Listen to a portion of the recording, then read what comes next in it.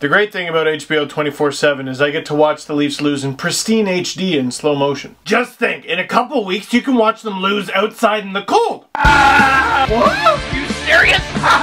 Mind blown. I need ideas. I'm dumb. Silly hard. We get to the game, please.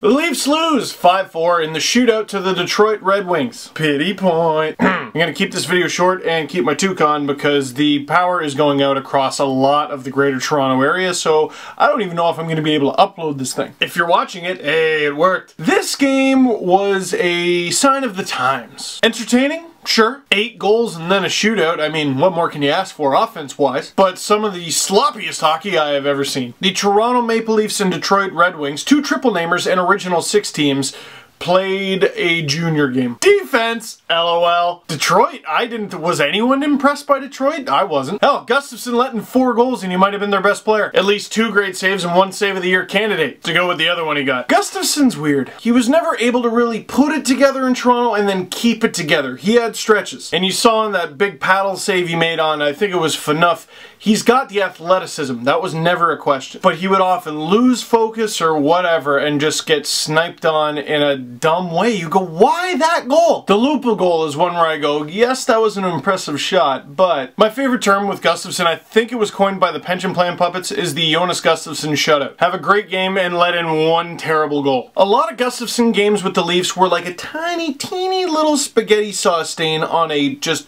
$900 designer white shirt. Yeah, 99.9% of my shirt is awesome, but I can't wear this. Then there's the Leafs. The defense sucked on all 4 goals. And for all the heat that the Hockey Night in Canada panel takes, PJ Stock made some great points. The Leafs defense are making mistakes that you don't make in Pee-wee. What was that one goal where I think it was Lyles and Riley go behind the net? You don't leave Jared Smithson as your last line of defense. Even the 4th goal on Bernier was brutal. Which brings me to the 3 scored on Reimer. Now, it wasn't exactly analytical, but what did I say about James Reimer a while ago? Like before the season. His happy place. He performs best in his happy place. Last year, you couldn't wipe the smile off James's face. Hey, his buddy Scrivens is cheering him on from the bench. He's not getting pulled every time he allows 3 or more goals. And now he knows, rightly or wrongly, if he gives up 3, especially in 1 period, he's out. This is from Drag Like Pull on Twitter. Both Reimer and Bernier have let in 3 or more goals in 10 games. Reimer has been pulled in 4 of those games. Bernier,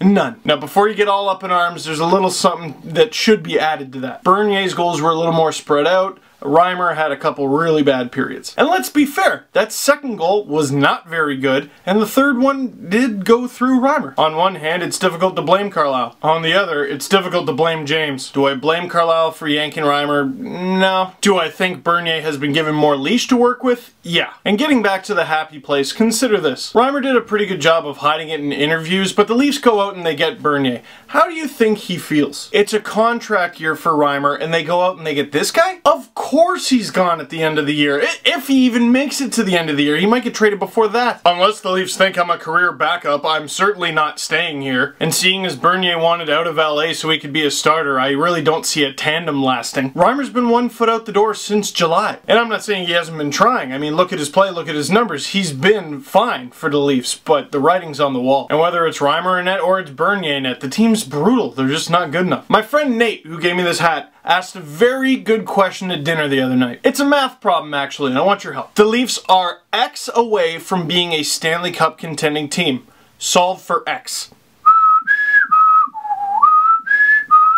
Is this a case of just the Leafs are what they are this season and we'll have to wait till the cap goes up to see what's up? Because not only is the cap going up significantly, but $2.5 million comes off the cap from the partial contract payments that the Leafs are making to the LA Kings for Ben Scrivens and Matt Fratton. That's $500,000 total. For the $1 million buyout that the Leafs are still paying to Colby Armstrong, that little chestnut. And if you can believe it, the Leafs are still paying Darcy Tucker. Also $1 million against the cap. So maybe they went, well, we made the playoffs last year. Let's give it a shot. So let that be the question of the game then. The Leafs are X away from being a Stanley Cup contender. Solve for X. That's it for this video. Look out for a recap of the HBO 24/7 series that's going to be airing on Sportsnet tonight. Going to be putting a recap on the Maple Leafs official YouTube channel. And I believe we're recording the new podcast Monday night, so look out for that too. Hopefully you get to watch this without my power going out or yours. And for the love of God, if the roads are just a sheet of ice where you live, stay off of them. I mean, if you got skates and a stick, that's fine, but not in your car.